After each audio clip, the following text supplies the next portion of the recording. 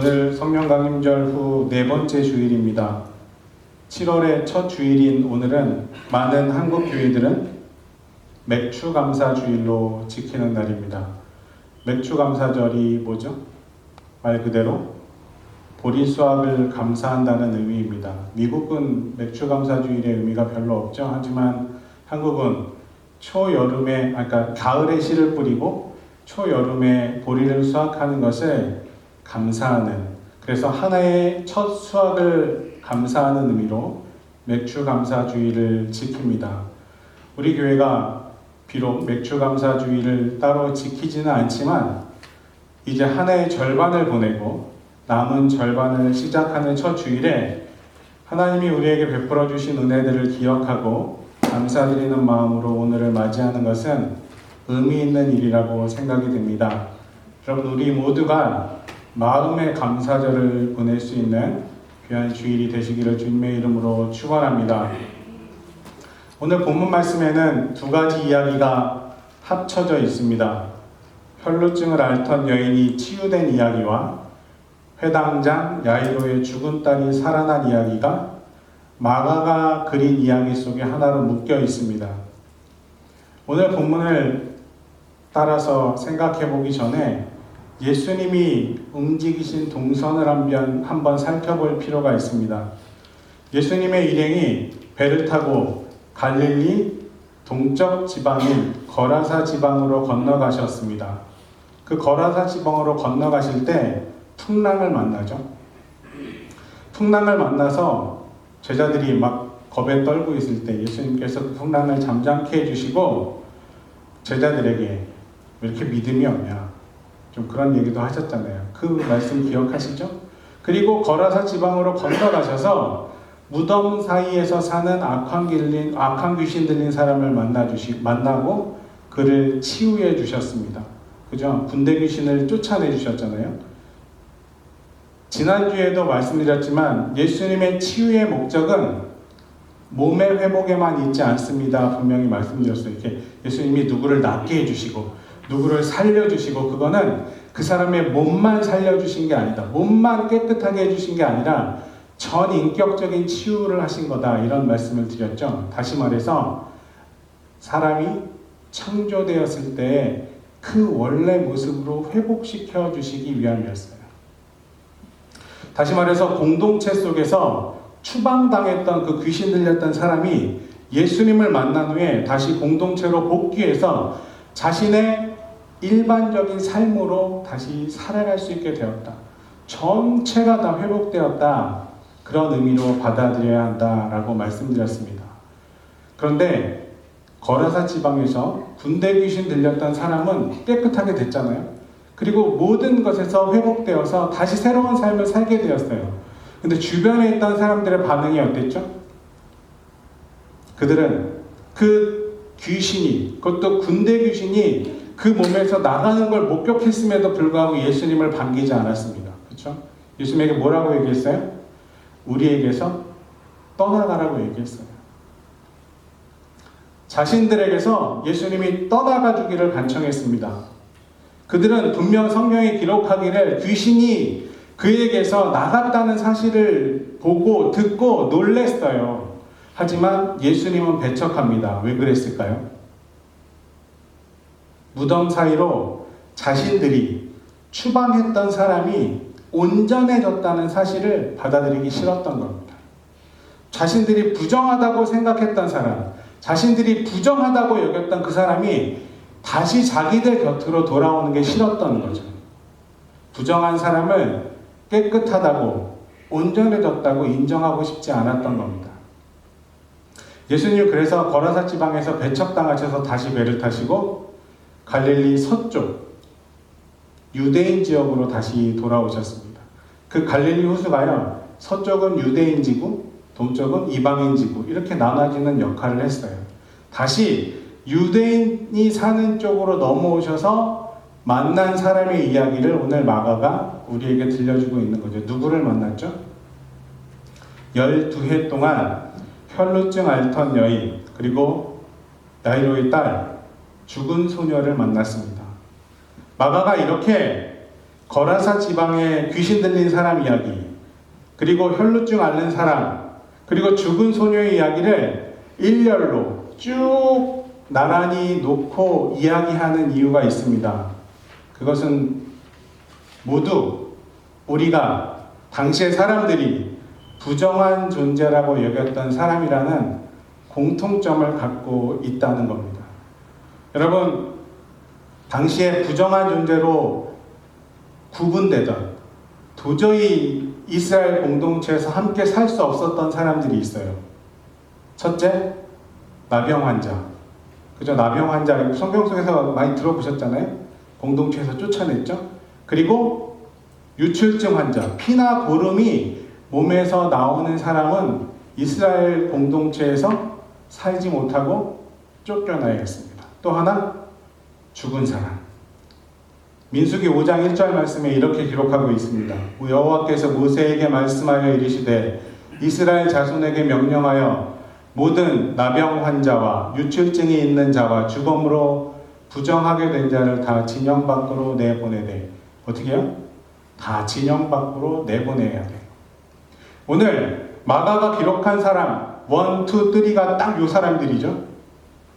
이스라엘에서 이스라엘 백성이 부정하다고 생각했던 대표적인 세 부류라는 말씀입니다. 이들은 공동체 안에 살 수 없었어요. 쫓겨나야 했죠. 여러분, 당시, 지금도 그렇지만 공동체 안에서 같이 살고 있던 사람들의 곁에 살지 못하고 나가야 된다. 죽음을 의미했습니다. 그렇죠? 아무것도 할 수 없었어요. 그런데 이후에 이 이야기를 설명하면서 마가가 전하는 이야기가 흥미롭습니다. 왜 그러냐면 오늘 본문에 등장하는 주인공이 누구예요? 야이로의 딸입니다. 야이로는 뭐 하는 사람이라고 오늘 본문에 기록했죠? 회당장이에요.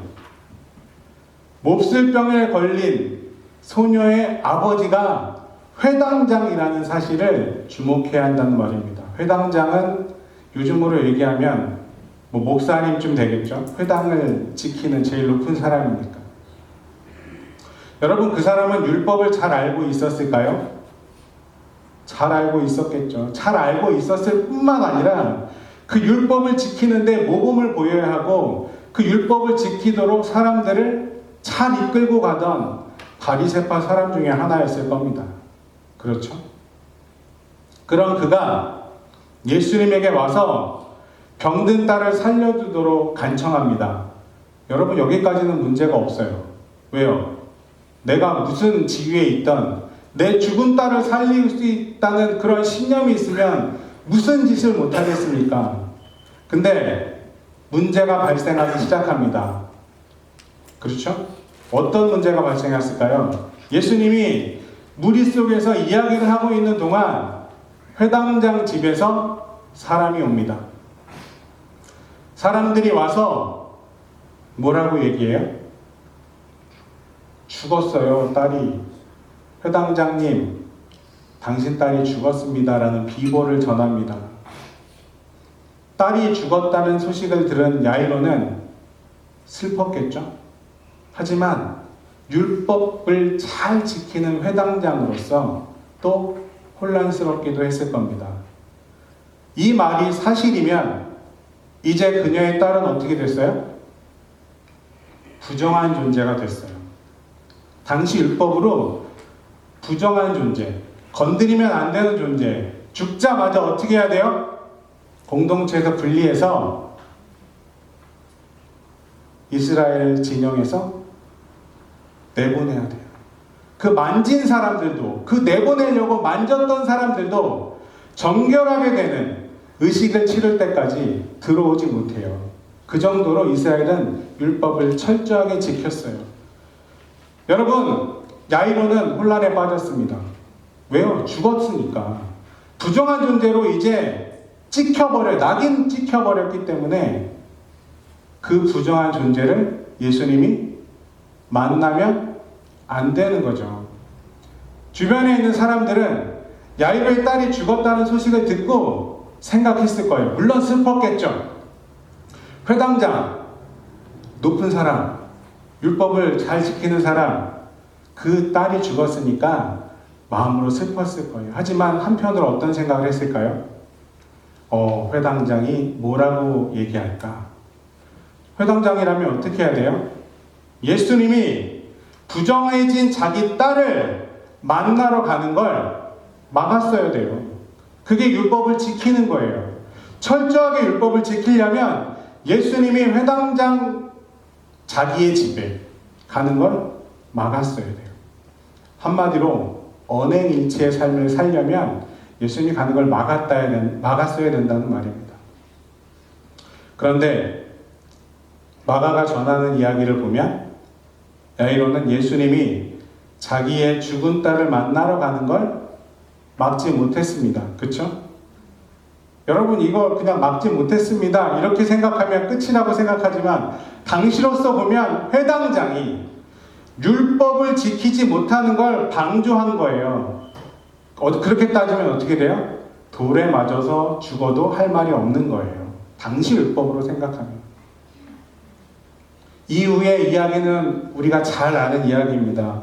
예수님이 베드로와 야고보와 요한만 데리고 회당장 집에 가셔서 그 아이의 어디를 잡아요? 손을 잡으시고 일으켜 세우시며 살려주셨죠. 지금 어떻게 한 거예요? 예수님이 부정한 존재에 손을 대신 거예요. 손을 잡고 일으켜 세우셨잖아요. 당시 율법으로 상상할 수 없는 일이 벌어졌어요. 마가는 그 아이의 나이도 서술해 놨습니다. 몇 살이라고요? 12살이라고. 그 아이가 죽었다 살아난 나이가 12살이라고 그렇게 기록했습니다. 이 이야기 중간에 끼어든 이야기가 또 하나 있죠. 혈루병 앓는 여인. 이 여인의 이야기의 구조도 이 야이로의 딸 이야기의 구조와 같습니다. 그녀도 율법에 의해서 부정한 자로 취급된 존재였고 접촉이 금지된 사람이었습니다. 접촉이 금지됐다는 말, 아까 말씀드린 것처럼 공동체에서 쫓겨나야 된다는 말, 살아있어도 살아있는 존재로 인정받지 못한 그런 사람이었습니다. 그런데 그녀가 당시 이스라엘 사람들이 정말 공분을 사게 할 만한 행동을 합니다. 그게 뭐예요? 자기가 부정한 존재라는 그 사실을 숨기고 사람들 사이에 숨어들었다는 거죠. 여러분, 이건 당시로서는 일종의 테러 행위입니다. 왜요? 접촉하면 다 부정한 존재고 다 공동체에서 밖으로 나가야 되는 거예요. 그 공동체에서 소위 말해서 광야로 내쫓겨야 되는 거예요. 테러 행위죠. 여러분 한번 생각해 보세요. 나이 못넌 9.11 테러를 겪은 미국에서 어떤 테러 분자가 어떤 특별히 테러의 용의자로 지목됐던 사람이 자기의 신분을 숨기고 다시 보스턴이나 뉴욕 공항을 통해서 입국했다. 한번 생각해 보세요. 신문에, 방송에 대서특필될 일이죠. 물론 그 사람이 전혀 부정적인 나쁜 의도가 없었다 할지라도 이건 사람들에게 큰 충격을 줄 만한 일에 틀림없습니다. 지금 그런 일이 벌어진 거예요. 그쵸? 그 여인이 예수님의 몸에 손을 대잖아요. 무슨 얘기예요? 율법대로라면 예수님도 지금 다시 부정한 존재가 됐어요. 그 순간 예수님도 공동체에서 쫓겨나야 되는 존재가 됐다는 거죠. 예수님을 만지기 전에 우리가 함께 읽진 않았지만 뒤에 보면 이에 그와 함께 가실새 큰 무리가 따라가며 애워싸 밀더라 이렇게 기록하고 있어요. 오늘 뒤에 본문 말씀 뒤에 보면 예수님이 가시는데요, 사람들이 너무 많아서 막 애워싸서 밀리고 막 그 중간에 이 여인이 숨어들어서 툭툭툭툭 그랬다는 거잖아요. 툭툭툭 사람 치면서. 그럼 거기 있는 모든 사람들은 다 부정한 존재가 된 거예요. 이게 정말 당시로서는 상상할 수 없는 엄청난 범죄 행위를 그 여인은 지금 저지르고 있는 거죠. 마가가 이야기하고 있는 게 이런 얘기예요. 이건 정말 엄청나게 심각한 일입니다 라는 걸 이야기하고 싶었던 거죠. 물론 마가는 그 혈루병 걸렸던 여인의 아픔도 공감하면서 서술했습니다. 26절 이하에서 혈루증을 앓는 동안 여러 의사에게 보였습니다. 고생도 많이 했겠죠? 재산도 다 없앴습니다. 근데 아무 효력이 없었대요. 상태가 더 악화되었대요. 이 한 문장 속에 그 세월 동안 이 여인이 겪었을 고난이 한 문장 안에 다 녹아 있습니다. 몸은 몸대로 힘들고 지칠 대로 지치고 돈도 돈대로 다 써버리고 주변의 사람들은 다 떠나가 버리고 더 이상 잃을 것이 없는 정말 살아있지만 살아있지 않은 그런 존재가 되어버렸습니다. 내가 몸을 조금 잘못해서 나 돌에 맞아 죽는다 한들 자기 자신을 불쌍히 여겨줄 사람이 아무도 없었다는 얘기입니다. 그때 여인이 예수님에 대한 소문을 듣죠. 그리고 이런 믿음이 싹 틉니다. 내가 그의 손에 손을 대기만 해도 나을 것 같다. 이 믿음을 의지해서 그분을 찾아가기로 마음먹고 실행에 옮깁니다. 그게 오늘 본문의 얘기예요. 이 여인도 혈루증을 앓은 지 12해가 됐다라고 마가는 기록했습니다. 여러분, 앞서 죽은 소녀도 12살이었고 혈루증을 앓은 여인도 12해를 앓았답니다. 우리가 아는 것처럼 12이라는 숫자는 이스라엘의 12지파를 상기시키고 예수님이 12제자를 생각나게 하면서 우리가 잘 알고 있는 것처럼 완전을 지향하는 숫자라고 그렇게 여러 번 많이 들어보셨잖아요. 율법의 완전수 12. 그죠? 그런데 마가는 우리가 생각하는 완전한 수라고 생각했던 12이라는 숫자를, 그래서 거룩의 의미를 부여하는 그 12이라는 숫자를 거꾸로 뭘로 사용해요? 부정한 존재를 사용하는 데 사용했습니다. 이게 무슨 의미일까요? 마가는 율법이 거룩하다고 여기는 것을 그대로 받아들이기보다, 그것을 그냥 정당화하기보다 그 경계를 허물어 버림으로써 참으로 거룩한 것이 무엇인지를 이 복음서를 읽는 독자들에게 질문하고 있는 겁니다. 여러분, 진짜 거룩은 이게 아닙니다. 예수님이 우리에게 알려주신 진짜 거룩은 이게 아닙니다 라는 질문을 생각해 보십시오. 우리에게 던지고 있다는 말입니다. 한번 생각해 보세요. 예수님이 죽은 사람을 살릴 수도 있으신 분이십니다. 여러분 믿으십니까? 아멘이죠? 저도 그래서 목사가 됐습니다. 웃기는 소리지만. 근데 굳이 예수님이 야이로의 딸을 보러 가셔야 했을까요? 그런 합리적인 의심을 해볼 수 있잖아요. 굳이 예수님이 그 시신이 있는 장소까지 가셔서 손을 잡아 일으키실 그럴 필요가 있으셨을까요? 그냥 야이로가 왔는데 살았어? 가봐? 해도 될 일 아니었을까요? 마찬가지로 예수님의 옷에 손을 대서 나을 병이었다면 굳이 그 여인이 위험을 감수하고 율법에 의해서 돌에 맞아 죽을 그 위험까지 감수하면서 찾아올 이유가 있었을까요? 예수님의 옷깃에 손을 대기 전에 멀리 있는 그녀를 보고 오지마 오지마, 거기 있어도 돼, 너 나았어, 네 믿음을 내가 믿어 라고 얘기하시면 안 될 일이었을까요? 왜 마가는 굳이 예수님과 부정한 존재의 접촉에 대해서 묘사하고 있는 걸까요? 그죠? 그것은 유대인들이 자신들을 지키는 거룩한 경계라고 굳게 믿었던 그 경계선이 사실은 중요하지 않다라는 걸 마가는 얘기하고 싶었던 거죠. 예수님이 전하신, 예수님이 이 땅에 오셔서 우리 죄를 용서해 주시고 우리를 자유롭게 해주신 그 의미는 그런 의미가 아니라는 걸 마가는 이야기하고 싶었던 거예요. 하나님이 우리에게 주신 하나님의 나라는 유대인들이 생각하는 그 거룩으로 해결될 일이 아니라는 걸 마가는 이야기하고 싶었던 겁니다. 예수님이 우리에게 주신 거룩의 의미는 아무도 인정하지 않았던 사람이, 부정해서 버려졌던 사람이, 살아도 살아있는 것으로 인정받지 못했던 사람이 하나님 안에서, 예수님 안에서 인정받고 살아갈 수 있다는 사실을 인지하는 것. 그것이 진짜 믿음이고 진짜 거룩이라는 사실을 우리에게 말씀해주고 있는 겁니다. 예수님이 혈루병 걸린 여인에게 뭐라고 말씀하세요? 따라, 이렇게 부르셨어요. 오늘 본문을 너무 길어서 제가 뒤에 말씀을 다 읽지 못했지만, 따라, 내 믿음이 너를 구원하였으니 평안히 가라.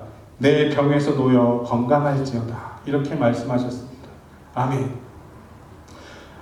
아까도 말씀드렸지만 예수님은 이 여인의 육신만 깨끗하게 해주시는 것이 아니라 정신도, 영혼도, 그리고 그를 둘러싼 모든 사회적인 관계의 회복도 이루어 주셨다는 말입니다. 예수님은 예수님을 믿는 사람을 완벽하게 회복시켜 주십니다. 그거를 전인격적인 회복이라고 표현합니다. 여러분, 우리가 예수님을 믿는다는 것은 예수님 안에서 우리의 몸뿐만 아니라 우리의 정신도 영혼도 나를 포함한 모든 것이 회복되는 것을 의미합니다. 마가는 그걸 얘기하고 싶었던 거예요. 사랑하는 에머스 초대교회 여러분, 우리는 뜻하지 않게 내가 생각한 거룩의 의미로 유태인들과 똑같이 나만의 경계만을 지키면서 살아갑니다. 그게 신앙생활이라고 생각하면서 살아갑니다. 그런데 예수님이 말씀하시길, 예수님이 보여주시길 그 경계를 허물어야 진짜 사랑이 있음을, 그 경계를 허물어야 진짜 믿음이 있음을 우리에게 보여주시는 겁니다. 우리에게 익숙한 편견과 간숨을 넘어서서 하나님이 우리에게 말씀하시는 참 복음, 참 세상, 참 사랑을 나눌 수 있을 때 하나님이 분명히 우리를 통해 아름다운 일들을 행하게 하실 줄로 믿습니다. 아멘. 여러분, 참으로 안타깝게도 기독교는 이렇게 뜻하지 않게 자신만의, 나만의 경계 때문에 신앙의 이름으로 약한 이들을 차별하고 배제하는 아픈 역사를 갖고 있습니다. 저 같은 목회자가 그거에 앞장섰어요. 부정할 수 없는 사실입니다. 한편으로는 모세율법이 그랬던 것처럼 그것이 분명히 기독교 공동체를 보호하는 한 방편이었음을 부정할 수도 없습니다. 아픈 역사임을 부정할 수 없습니다. 그러나 여러분, 오늘 마가의 이야기를 통해 예수님께서 우리에게 하시는 말씀은 그 경계선을 넘어 하나님의 보편적인 사랑과 자비를 향해 우리의 발걸음을 앞으로 내디기를 요청하신다는 사실입니다. 여러분, 경계를 지키는 사람에 머물지 마시고 크신 하나님의 사랑 안에서 하나님의 아름다운 나라를 이루어갈 수 있는 복된 진짜 신앙인으로 살아갈 수 있는 저와 여러분이 되었으면 좋겠습니다. 여러분, 이게 길과 진리인 생명이신 예수님의 가신 길을 따라가는 사람들의 살아갈 길이고 성령님께서 전하는 생명과 평화의 길입니다. 우리의 경계선을 넘어 사랑의 길로 우리를 부르시는 주님의 부르심에 응답하며 여러분, 복음의 일꾼으로 평화의 사도로 여러분의 삶을 아름답게 살아갈 수 있기를 주님의 이름으로 축원합니다. 기도하겠습니다. 사랑의 하나님, 하나님의 은혜 가운데 모든 것이 회복될 수 있음을 믿습니다. 나만의 생각으로 나만의 경계를 지키는 자가 되어 살아가는 것이 아닌지 우리를 돌아보게 하시고 예수님과 더불어 그 경계선을 넘어 사랑을 전하는 일꾼으로, 복음을 증거하는 일꾼으로, 평화의 사도로 복음의 능력을 선포하며 살아가는 우리 모두 될 수 있도록 역사하여 주옵소서. 그 사랑의 길로 부르시는 예수님의 이름으로 기도합니다. 아멘.